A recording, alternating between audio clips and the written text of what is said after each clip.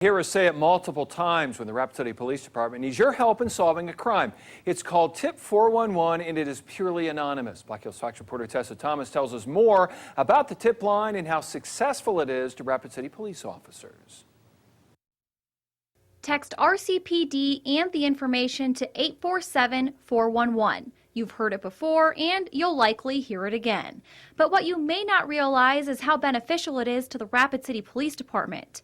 There are 3 ways to send police a tip: by text, online, or with an app on your smartphone called RCPD Tips.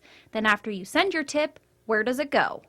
That then goes to an intermediary service that takes off any identifying information, takes out your phone number, takes out any sort of information that any party could use to figure out who you are.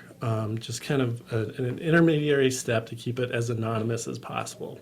Brendyn Medina with the Rapid City Police Department says the tips increase every year, saying last year the PD had almost 300 tips, and already this year they've had 250. We're starting to see the public really latch on to the idea.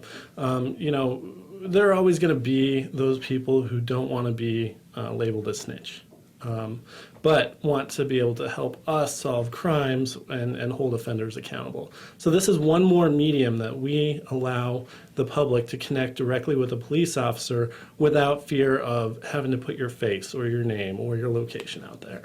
Medina says they would love to have police officers everywhere at all times, but since that isn't possible, oftentimes they rely on the public.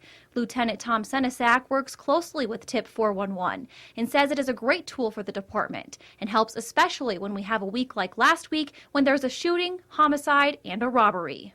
Typically what you'll get is a number of people saying it's this guy, it's this guy, it's this guy, and we look for the pattern. And then in those tips, somebody will say it's they think it looks like someone completely different. But it helps us to kind of stay focused on who we think it could be.